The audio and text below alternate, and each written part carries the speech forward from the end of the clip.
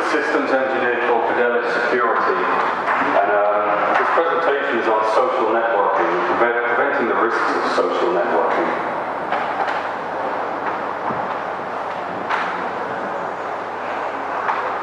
We're going to go a little bit into who the company is. We'll talk about data leakage generally, because that's basically what we want to take care of. We take care of it through different means. We'll be looking at social engineering, and specifically how it can be used over social networking sites, and a bit about products and technology. The company's based in Washington. It was started about 2002, pretty much as a spin-off of US defense research, if you want, into data leakage at the time. What are we concerned with? Data leakage and also cyber security. We're not going to talk about cyber security in this presentation, other than briefly as a part of where we work. I don't want to spend too much time on this slide. We all know that data leakage is generally bad press, and there's a lot of press out there. How do we see data communication channels at the moment? If we look at the center of this is our company, this is our assets. Some companies don't really have a very good idea of what their real assets are, i.e. how are they going to lose money if they lose these resources? How is it shared? It's shared in loads of different ways. On that side of the diagram, we've got official communication channels. This is stuff that is like, it's HTTP, SMTP, FTP, it can be other file transfer protocols if it's data going to business partners. But the company controls those servers. They control the infrastructure and the transport methods they use. Over on this side, there's other areas of communication, and these are the areas that the company doesn't really control. The stuff we don't control, webmail. Everybody goes out and uses it. Social networking, instant messenger. They're all unofficial communication channels, but people use them. People use them for business. And businesses are starting to use them, which is what the presentation concentrates on. The other part is all this stuff down here, which has got really nothing to do with business. And this is kind of where cybersecurity is. Cybersecurity is actually being discussed next door. We do a whole load of stuff on that. But here we have literally no control over what happens, because it's all done by external actors by and large. So, what kind of channels are we seeing data leakage taking place over? We have the uneducated user forwards information and sends it to their own people. It all goes out in a clear, and it's very easy to take care of. You can see what people are doing out there. You can see how the data moves around. Then you've got the malicious insider. They'll be using a set of applications that are more intelligent. They won't necessarily be web or FTP. They could be using steganography to obfuscate data. They could be using encrypted channels to get data to move out of here. Above that, you've got the external threat actors. Now, everybody talks about advanced persistent threats as another word for China. What we're also seeing is external threat actors working on the uneducated user, and it's a part of social networking, social engineering to try and get hold of information from people. Who uses social networking? Well, historically, it's just been used as people. It's literally social activity that takes place. Hasn't always been that concerned with corporate activity. These are all US stats. I know the figures over here in Europe are a lot lower, but you can see figures here where 69% of companies currently in the US have a corporate presence on these different sites. We have a corporate presence on Facebook, YouTube, and Twitter. We use it for corporate messaging. This isn't anything more to do with me having a chat with my friends at home or keeping in touch with people at the other side of the world socially. Now, of those companies, a third of them have acknowledged some malicious activity on the social networking sites, whether it's malware infection from using applications on these sites, or whether it's just data leakage taking place. But a third of them have acknowledged that they've been used or abused on the social sites. Of those, another third admitted to data loss. No comment on how reliable the statistics are, because people are very quiet about this kind of loss. Losses, $5,000 upwards. They didn't give any of the higher figures, higher range. But that's roughly about 10% of all corporations in the last year who've signed up to these corporate accounts have seen some kind of financial impact of allowing these to be used. And the question then becomes, should they be doing it? Should they block all of Facebook? Should they block all of LinkedIn? They're very difficult sites to block. As soon as you do it in an IP address range, it's very easy to get jump onto LinkedIn via connections via other countries. The Russian site will bring you straight back into the US LinkedIn. So they're actually very difficult to block because of their ubiquity and mobility. We're going to look at a few different types of social engineering. They're not all directly related to social networking. So let's just cover a few of the old ones that we know about. Just calling people up, phone calls, emailing them, or distributing USB rogue CDs. How do these attacks take place? Whoever the threat actor is, they've got a bit of homework to do before they can launch these activities. No? So here we're looking at doing some research into different agencies, different companies, which companies are working together. If I want to focus an attack on company A, I'm going to find what business. What companies B and C does this company A work with? I can get a lot of that information off social networking sites without necessarily launching the attack over the social networking sites, because these sites give all the links between people within different organizations. After that, we start calling, we start misrepresenting who we are, getting through to people, and ask them to send information out to us by whatever means. People are unbelievably gullible here in what they'll believe when they're discussing with people over the telephone and present them to new people. The kind of response you want, you need to look at the emails, what data is being sent out, you want forensic analysis of what may have been sent out previously. You need to know what your sensitive information is to be able to prevent it leaking out once the social engineering has taken place.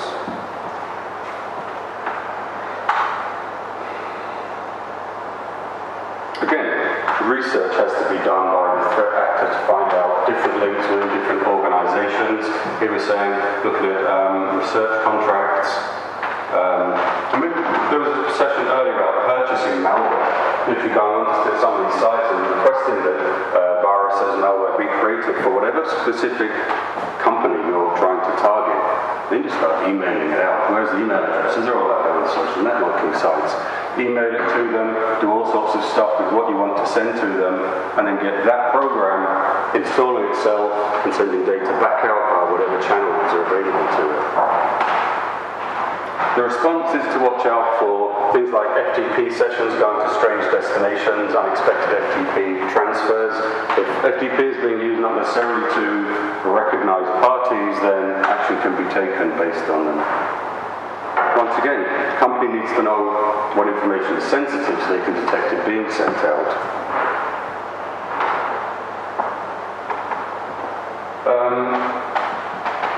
Build a CD. Get a CD, send it to somebody, set a training course. We all get, companies always get this kind of literature delivered to them. So now you're putting in a bit of extra free giveaways, which is a dubious CD with the malware on there. Somebody goes and rumbles through all of this, the presentation is full of graphics, it's going to make the disk move. What it's actually doing when the malware is in there is searching through the disk to find out what bits of information may be interested to third parties. How do you get it and how do you get it out to people? Here we're talking about the exit vectors doing SSH to unusual locations. Once again, this stuff can be checked on. You're looking at rogue nations, anything going to China, anything going to destinations that you really shouldn't be doing business with. Who is your company? Who do you work with? You can look at detecting rogue encryption within a corporate environment. If I've got data that I do want to transfer from one organization to the other because I do business with them, it needs to have a given level of encryption. So weak encryption can be detected and, when necessary, prevented. Taking those same kind of attacks into social networking, though, here we can say, get hold of somebody's credentials on Facebook. You can do this with brute force password attacks, you can do this with spear phishing. To get somebody's credentials, the attacker will just go in and read that person. This one is actually in the presentation because it happened to VP of marketing. He got a call one day from a message one day from a friend saying, look, I'm out traveling, everything's been stolen, I seriously need some money to get back to the US. It's happened to family friends. Family friends are actually sending the money out. In this case, you know, we're a security company. The first thing the guy does, get on the phone, calls his mate, who's in the office, working as normal. So he makes another telephone call through to Western Union to say, look, you've got a wire line that's being used for scamming or getting hold of for financial gain illegally. What is the response to this? Is don't be fooled. Get your users trained, get people, get your family to understand how far they can go with this. There's very little technical prevention that can go on here, because all that's happened is a purely social discussion. It hasn't gone into any corporate activity. There's nothing really that you're going to be intended with blocking prevention. So, similar attack to pure social engineering again. Once again, this is over networking sites where you set yourself up as a company, basically, and also presented on the social networking sites. You make yourself aware. It doesn't have to be big, but it looks good. It looks like your company is represented there. Guys, build up a wiki page, and then you start passing this information to your target, saying, look, you need to be doing business with us because we work in this industry, here's some references. You start pulling them into your environment with the whole target of just getting bits of information out of them that can lead you, if necessary, the attacker, to other attack vectors that can be used to get hold of the real sensitive information. What kind of response do you want to this? Vocabulary. What are people allowed to speak on over social networking? There's other considerations here, which is, if you do have a vocabulary that says, look, this is my industry, this is what can be talked about, it's also to say to people within your organization who isn't allowed to talk about it. People typically nominate it, and it's quite often the marketing organization to say, these are the ones who can give the messages, these are the ones who can deliver corporate information over these channels. And other people really should be minded not to. Taking the same kind of stuff a step further, set yourself up as an executive of the company you're targeting.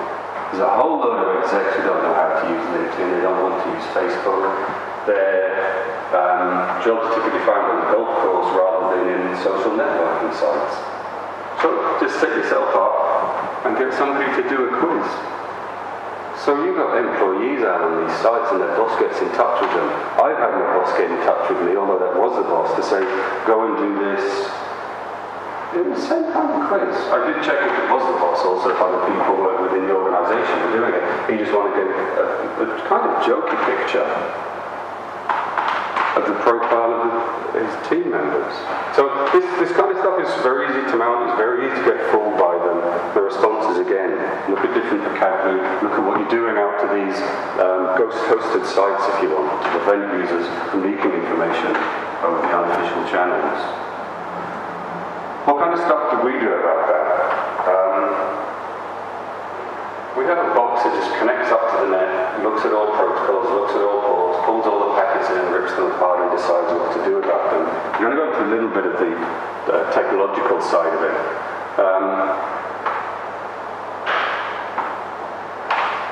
We don't work as a proxy.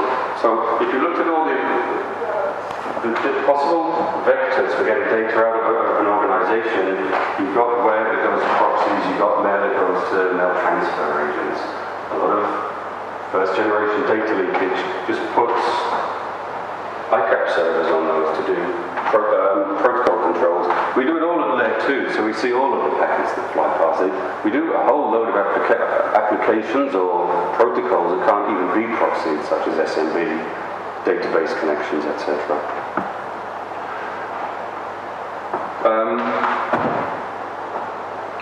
We work as an appliance. Can either be a hardware appliance, or it can be a VMware image. But we ship the OS with hardening, we do STIG Compatibility currently for the US.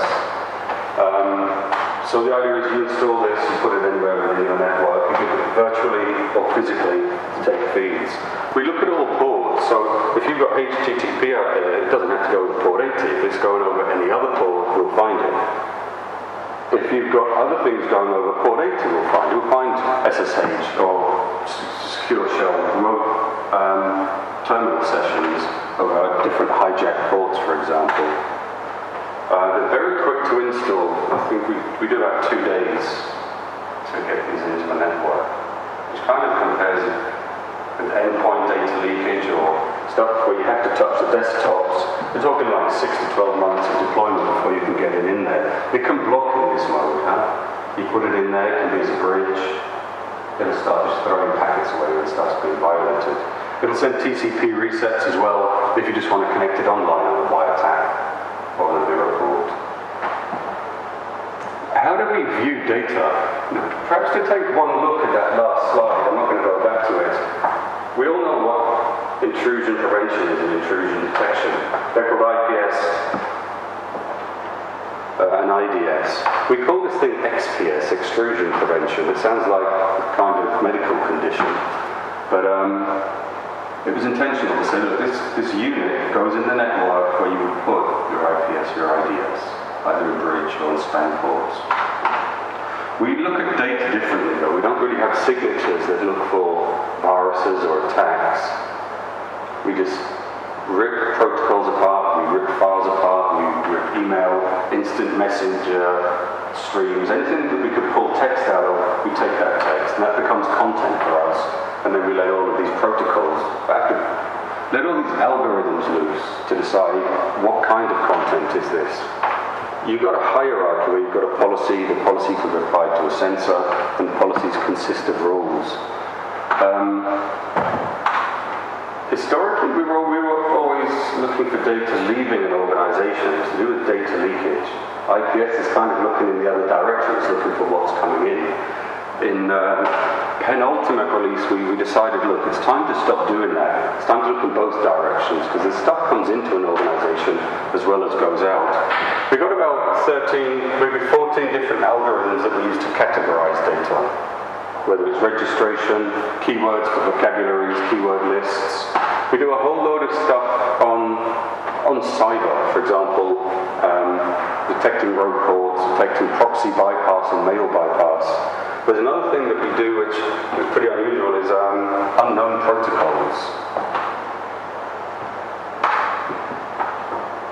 When we see a flow go through the box, we have all these different protocol decoders. They all dive in there and start trying to find out what protocol is going over this port.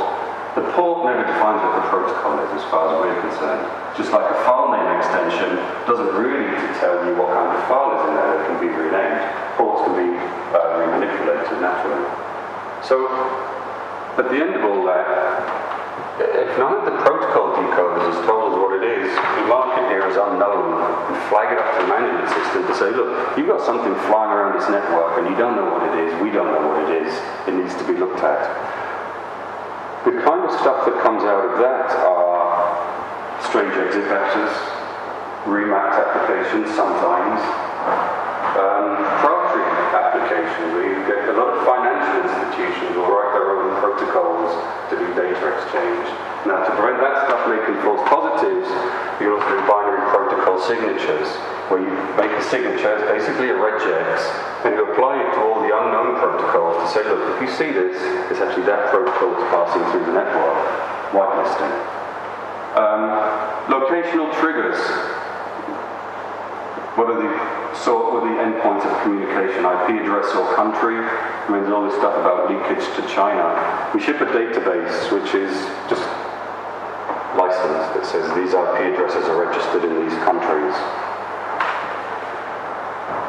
We can do it on LDAP attributes as well. We can do IP to ID mapping, where if somebody does a net log on, RPD HTTP, you take their net log on to tie a user down to give an IP address, so know exactly which organizational unit is doing this. Finally, this idea of channel. Channel is anything that the protocol decoders find. For example, if I'm decoding SNTP, an attribute is the 2 in the front fields. They're not text. We don't treat them as text. We treat them as attributes. What other stuff is an attribute? The header footer of a Word document is an attribute. So if we find company confidential in the header footer, we can raise one kind of alert.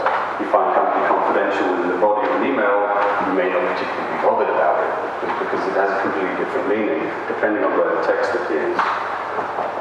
Other stuff in attributes, we do database protection. So if somebody's doing an SQL query, what they're querying for the SQL is an attribute. What comes back is the data.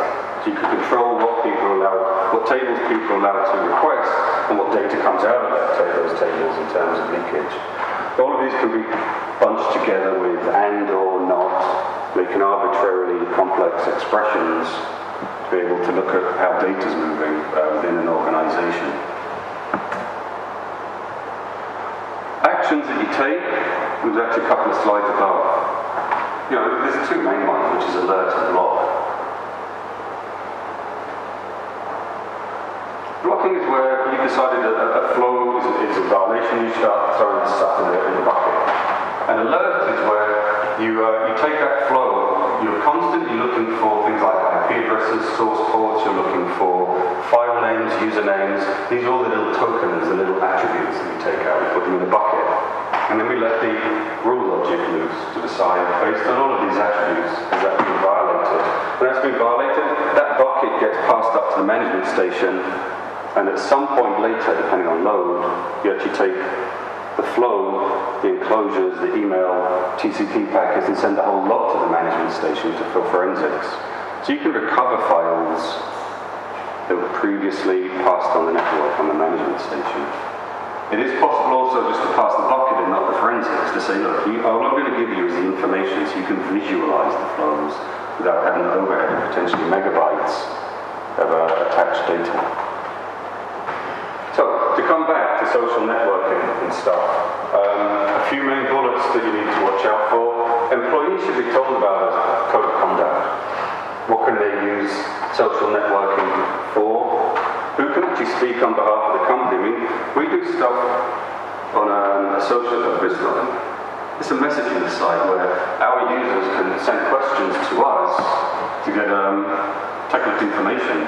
By and large, I never respond to them. It's not really my job to give a corporate message over, you really should be doing it this way, or you shouldn't be doing it that way, or it doesn't work. In my opinion, that's the job of people above me, such as marketing and some of the development directors. So tell people about their roles, what they can speak about. Officials should have LinkedIn, Facebook, Twitter accounts created for them to prevent abuse. Even if they don't use them, you can do 2 things there. One is you as an administrator, you go and create an account on their behalf. Or 2, email them and say, look, block that email address from ever being used as an account. There's not an account that I want to be created. Mine is blocked on a couple of the sites for that purpose. LinkedIn and Facebook are quite happy to prevent that stuff from being abused. We'll close the stuff down if you need to. And then after that, you need technical controls. The technical controls can work, but there's a whole lot of stuff above and beyond that still needs to be taken care of. It is outside the scope of a technical solution. So,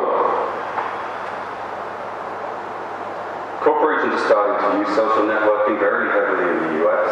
It's starting more here, a bit slower. There's a lot of potential abuse, and there's steps that can be taken to reduce the possibility of suffering the risks of these sites. And like I said, about 10% of users have recognized financial risk associated with 10% of accounts. And it's probably not right just to block all these. Good. Thanks. That's all I wanted to present. Good. Questions if you want. Sure. Actually, I have one. With regard to sort of stuff that is potentially legitimately being exfiltrated, like let's say some data goes to the cloud, some data stays home. Is this an opportunity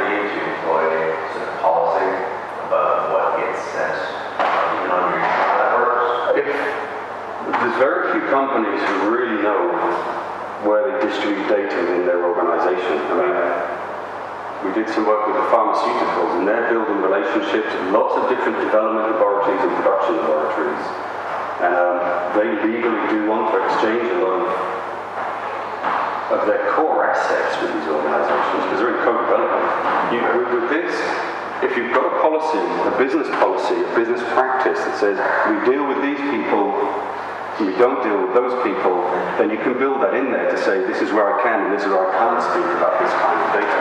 No, I just think it just sounds like it does speak to policy level a little bit, and that's, definitely interests people that, think at the data level, I've got my documents, I've got my general ledger, and certain things I know I never want to see leave home, even if I've got a partner that I trust, it's or even marketing documentation or something.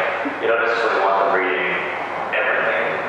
So you always have the choice to alert or block. You don't have to take the operation to prevent. And I'll be honest, of the companies that I've got installed within Europe, because that's where I work, I know one who's gone in line with blocking, because they really do know what they want to block.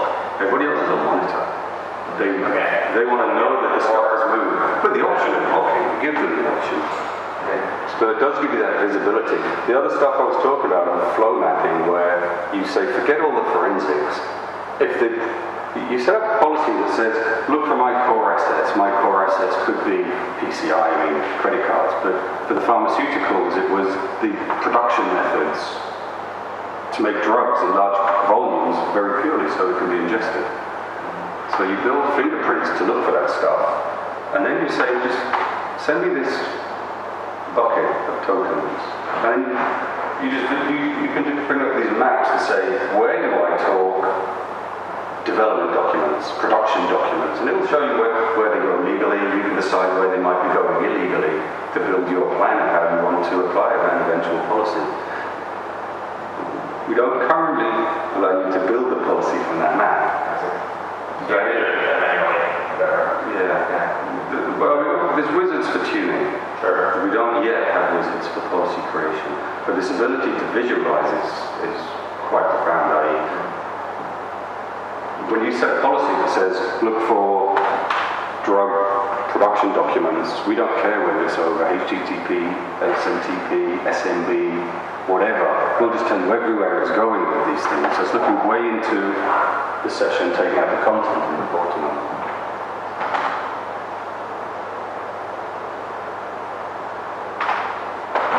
Good. I would have been preferred to be. Oh, that's the question. What do you think are the prerequisites for a customer to actually start thinking about DLP?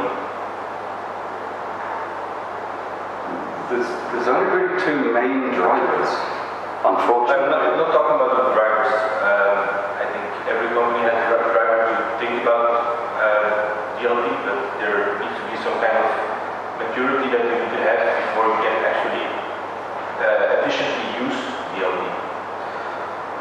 In what sense? I mean, one of the remarks I was saying is not many companies are using the P, the prevention bit, at the moment. They're using the visibility to find out where stuff is going, with an eye to apply the policy to prevent. So, you need to have, to be able to actually deploy the stuff, you need a business protocol, a business policy, and it's often a written document that says, this is how my business works, this is how I transfer data, and this is the data that I'm transferring that's sensitive. And people should be responsible for all of these documents. People's balls need to be on the line before they really start thinking, hey, if it gets out, I lose my job.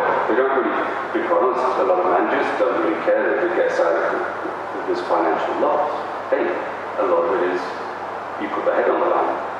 So you need to be able to classify data and actually assign responsibility. A company really does need to understand what is their core asset. I mean, we're getting with the pharmaceuticals, and I went to speak to them first.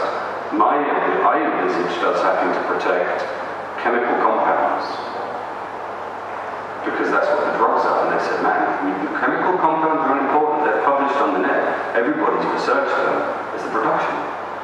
And it was probably the only company I met who knew the asset and had the protocol.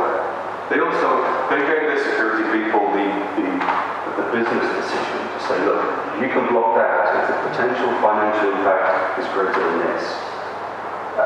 And they had policies surrounding all that. And that really helps with deployment.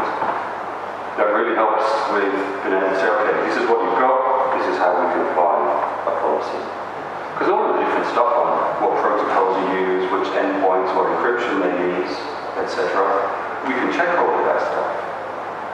But so few companies who really know what is going on. I mean, you put these boxes on next to somebody's internet-facing firewall, and you get tons of stuff going on with different applications, SSH over these ports, secure FTP over those ports, where you really have to get the right part of the security organization in there to explain why that isn't some form of attack, some exit vector.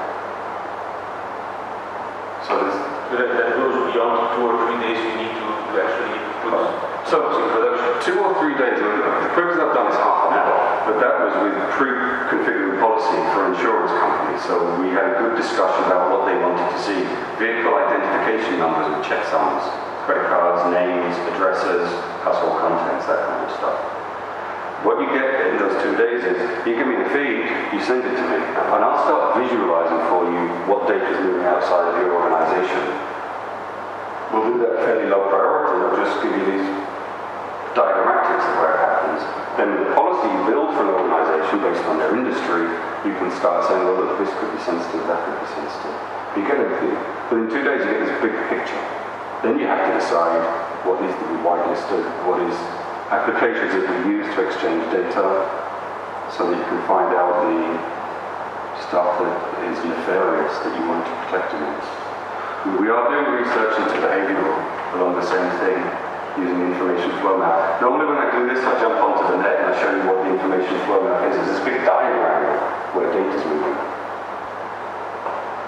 But that gives a big picture into what is going on within the organization.